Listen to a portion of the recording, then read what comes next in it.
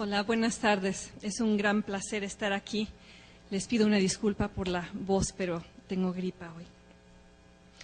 En México muchos viven con la mano extendida, con la palma abierta, esperando la próxima dádiva del próximo político, esperando la entrega del cheque o el contrato o la camiseta o el vale, o la torta, o la licuadora, o la pensión, o el puesto, o la recomendación, o la concesión de un bien público, esperando la dádiva de lo que Octavio Paz llamó el logro filantrópico, la generosidad del Estado que con el paso del tiempo produce personas acostumbradas a recibir en vez de participar, personas que son vasos y tazas, ciudadanos vasija, ciudadanos olla, recipientes en vez de participantes, resignados ante lo poco que se vacía dentro de ellos, porque la economía no crece lo suficiente, porque el país no avanza como debería,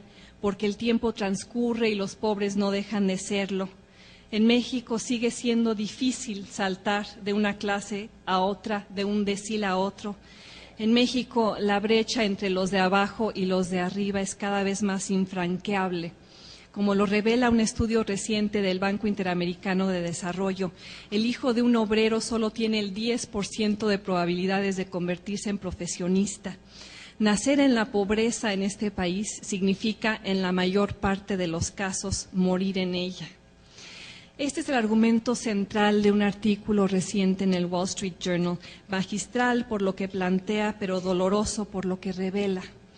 Un país dividido, un país atorado, un país que no educa a su población, un país con mucho petróleo, pero con pocos ciudadanos participativos, un país de empleados en vez de emprendedores, damnificado por las riquezas que explota, pero no comparte con las mayorías. Desde hace cientos de años México le apuesta a los recursos naturales que tiene y a la población mal pagada que los procesa. Le apuesta a la extracción de materias primas y a la mano de obra barata que se aboca a ello y se convierte por ello en un lugar de pocos dueños y muchos trabajadores, de hombres ricos y empleados pobres. Crea virreinatos y haciendas y latifundios y monopolios. Concentra la riqueza en pocas manos y erige gobiernos que lo permiten, gobiernos liberales o conservadores, priistas o panistas compartiendo el mismo fin. Un sistema que protege al capital por encima del trabajo, que mantiene baja la recaudación y por ello no tiene recursos suficientes para invertir en la educación. Y donde no hay impuestos recaudados, no hay gobiernos eficaces. No hay un Estado que invierta en su población, no hay partidos que se centren en el capital humano y cómo formarlo, no hay líderes que piensen en la educación como primera prioridad. En cambio, sí hay mucha obra pública, muchos caminos y puentes y segundos pisos y torres del Bicentenario, muchas formas de obtener apoyos cortoplacistas y los votos que acarrean, muchas formas de vida y de hacer política vivas en el PAN, en el PRI, en el PRD, formas de ejercer el poder que tienen a México agarrado de la nuca.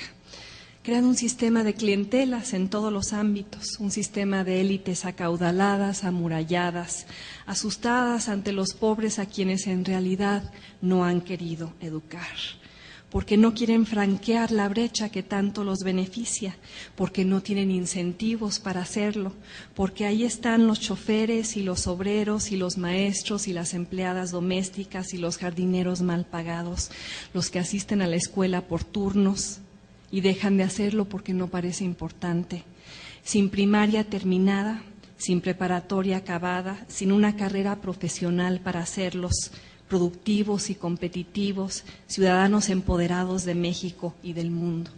Un sistema en nuestro país político, social, cultural, basado no en el mérito, sino en las relaciones, basado no en la excelencia, sino en los contactos, donde importa menos el grado que el apellido, donde los puestos se adjudican como recompensa a la lealtad y no al profesionalismo, donde las puertas se abren para los disciplinados y no necesariamente para los creativos. La palmada en la espalda y el guiño en el ojo, los matrimonios que cimentan alianzas de negocios y de clase, las compañías que pasan del abuelo al hijo, al nieto, el monopolio estatal que se vende al amigo y lo convierte en multimillonario.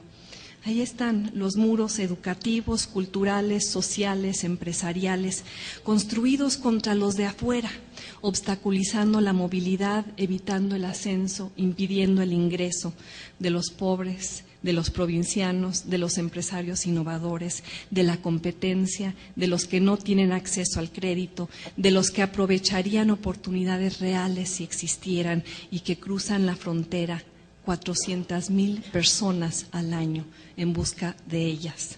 Millones de mexicanos supervivientes ansiosos de un sistema que no funciona para ellos. Frenando la competitividad del país ante un mundo globalizado, llevando la frustración a las calles de estados como Oaxaca, reforzando la desesperanza de los desposeídos, arando el terreno para que cualquiera que ofrezca recetas rápidas y que provea un proyecto alternativo con el cual salvar a la nación tenga eco, alimentando el éxodo y la exportación de talento que entraña, convirtiendo a México en un país en el que 1 de cada 5 hombres entre la edad de 25 y 35 años vive en Estados Unidos. México tiene estabilidad, es cierto. México no ha padecido otra crisis en años, es cierto. México tiene el programa Oportunidades, es cierto. Pero eso no es suficiente para construir una clase media amplia, para garantizar la movilidad social, para crear trampolines que permitan saltar de la tortillería al diseño de software, para darle 8 años más de educación al 20% de la población más pobre de este país, para cambiar una estadística que encoge el ánimo. El porcentaje de mexicanos entre 25 y 34 años con educación superior es de 5%, comparado con 2% para una generación 30 años mayor. Otros países lo han hecho más y lo han hecho mejor. En Corea del Sur la proporción hoy es de 26%, cuando hace 30 años era solo de 8%. Hace 25 años la economía coreana era 4 veces menor a la de México. Este año la rebasa. Algo está mal, algo no funciona, tiene que ver con una cuestión profunda, histórica, estructural, con la cual comencé esta presentación.